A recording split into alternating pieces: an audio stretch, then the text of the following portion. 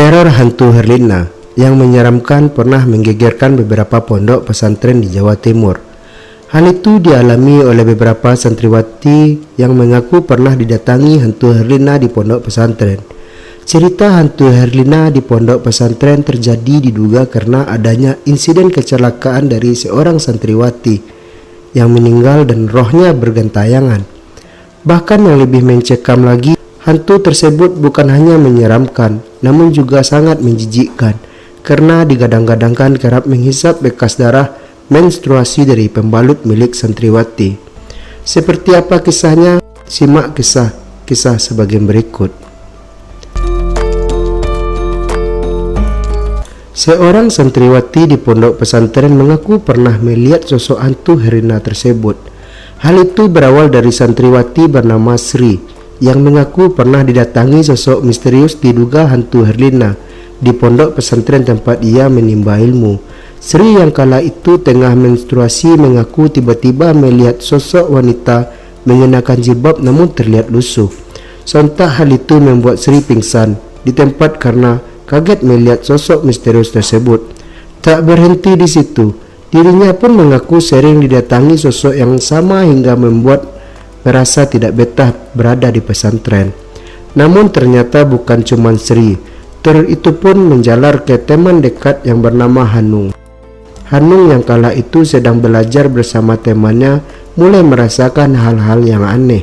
Malam itu saat dirinya bersama teman-teman, tiba-tiba ia mencium aroma wangi-wangian di dekatnya. Hal itu dibarengi dengan tiupan angin seolah ada orang yang meniup kupingnya. Hanung pun heran karena di sebelah tidak ada siapa-siapa, sedangkan teman-temannya berada di depannya.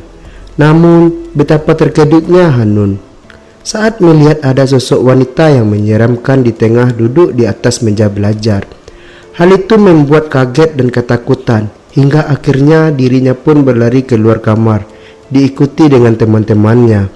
Sebenarnya teman-temannya itu tidak mengetahui adanya sosok tersebut, namun kaget karena tiba-tiba melihat Hanun berlari dan akhirnya ikut-ikutan juga berlari. Lagi-lagi kejadian yang menyeramkan tentang hantu Herlina dialami Sri. Malam itu Sri sedang keluar dari kamarnya karena ingin kencing.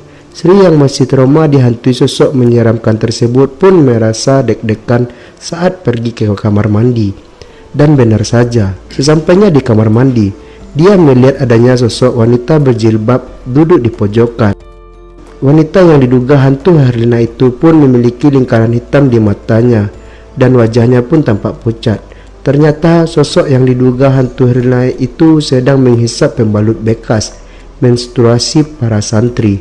Tampak bagian mulutnya dipenuhi darah saat sosok menyeramkan itu melihat Sri. Sri yang melihat kejadian itu pun merasa mual karena jijik dan tidak bisa berpikir dengan sosok menyeramkan tersebut tengah menghisap darah bekas menstruasi. Meskipun dipergoki oleh Sri tengah menghisap darah, hantu tersebut malah tertawa dan membuat santriwati itu ketakutan dan berlari masuk kamar. Hal itu pun membuat Sri menjadi shock dan trauma jika harus ke kamar mandi sendirian di tengah malam lagi. Akhirnya Sri melaporkan kejadian itu ke para pengurus pondok pesantren, dan para pengurus pondok mengadakan piket untuk membersihkan pembalut bekas menstruasi agar langsung disingkirkan keluar pondok. Santriwati yang memiliki nama samaran Vivi awalnya menempuh pendidikan di pondok pesantren setara dengan SMA. Dirinya memiliki banyak teman yang menyenangkan, namun dari semua temannya itu ada salah satu teman yang begitu dekat dengannya. Yang sangat dekat dengannya yang bernama Ajeng. Karena merasa dekat, Ajeng pun curhat ke Vivi jika dirinya sudah tidak betah lagi menempuh pendidikan di pondok pesantren itu karena mungkin aturan pesantren yang ketat. Hal itu membuat Ajeng tak betah dan berusaha ingin keluar dari pondok pesantren itu. Pada suatu ketika, Ajeng tiba-tiba kabur dari pesantren itu tanpa sepengetahuan Vivi. Lantas Vivi pun merasa bingung karena ditinggal teman dekatnya itu secara tiba-tiba. Beberapa bulan berlalu, tak disangka Vivi melihat Ajeng kembali ke pondok pesantren itu dan membuatnya gembira. Akhirnya Vivi yang melihat Ajeng kala itu mencoba menghampiri dan memeluk teman dekatnya itu karena rindu. Namun respon yang berbeda didapat oleh Vivi, karena Ajeng hanya terdiam saja saat disapa bahkan dipeluk oleh Vivi tersebut. Vivi pun bingung karena gelagat Ajeng itu tak seperti biasanya.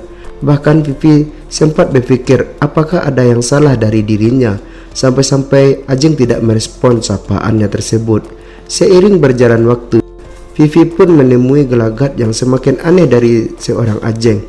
Bahkan Vivi jarang sekali mendapati Ajeng beraktivitas seperti biasa di dalam pondok pesantren. Bahkan Vivi tak berani lagi menyapa Ajeng, karena setiap kali Vivi mencoba mengajak berkomunikasi, Ajeng selalu tampak cemberut. Sampai pada suatu ketika, Vivi kebetulan sedang berbarengan dengan Ajeng, berada di kamar mandi. Vivi tetap mengamati gelagat Ajeng yang aneh itu. Hal yang mencengangkan pun terjadi saat Vivi melihat Ajeng masuk ke salah satu bilik kamar mandi, namun lama sekali tidak dibuka. Vivi juga tidak mendengar adanya aktivitas di dalam bilik kamar mandi pun yang dimasuki Ajeng itu, sampai pada akhirnya Vivi mencoba mengetuk pintu bilik kamar mandi yang dimasuki Ajeng tersebut. Namun karena tidak ada respon, Vivi pun kembali ke kamar untuk beraktivitas di tengah pendidikan di pesantren itu. Setelah aktivitas selesai, Vivi mencoba untuk kembali ke kamar mandi karena ingin berjalan, namun ia merasa mendapati pintu bilik kamar mandi yang dimasuki Ajeng kala itu masih saja terkunci. Setelah beraktivitas selesai, Vivi mencoba untuk kembali ke kamar mandi karena ingin buang air kecil, namun ia masih mendapati pintu bilik kamar mandi yang dimasuki Ajeng kala itu masih saja terkunci. Melihat keanehan tersebut, Vivi pun mencoba bertanya kepada temannya mengenai Ajeng yang lama sekali keluar dari kamar mandi tersebut. Namun respon temannya itu malah kebingungan saat ditanya seputaran Ajeng. Temannya bilang jika Ajeng sudah kabur dan tak pernah kembali ke pondok lagi. Vivi yang merasa benar melihat sosok Ajeng itu pun tetap kekeh jika wanita yang ditemuinya itu merupakan sahabat lamanya yang pernah kabur namun kembali lagi ke pondok. Vivi yang merasa benar melihat sosok Ajeng itu pun tetap kekeh jika wanita yang ditemuinya itu merupakan sahabat lamanya yang pernah kabur namun kembali ke pondok. Akhirnya Vivi melaporkan ke pengurus pondok karena ada santriwati yang terkunci di kamar mandi dan tidak bisa keluar. Pengurus pondok pun mencoba mengecek ke kamar mandi yang dibilang Vivi tersebut, dan benar saja pintu memang dalam keadaan terkunci.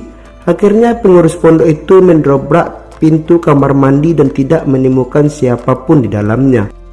Setelah kejadian itu, pengurus pondok itu pun memberitahu Vivi jika Ajeng mengalami kecelakaan dan mengalami koma pada saat kabur dari pondok pesantren kala itu. Akhirnya pengurus pondok mencoba meyakinkan Vivi dan menelpon keluarga Ajeng.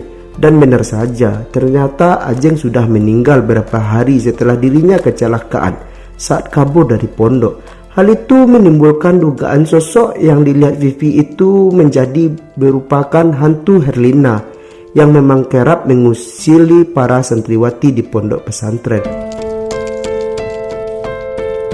Terima kasih telah menonton video kisah-kisah misteri ini. Jika sahabat suka silakan like dan subscribe channel ini. Dan jika ada kesalahan dari kata-kata kami dari kisah-kisah misteri, mohon maaf dan terima kasih telah menonton. Wassalam.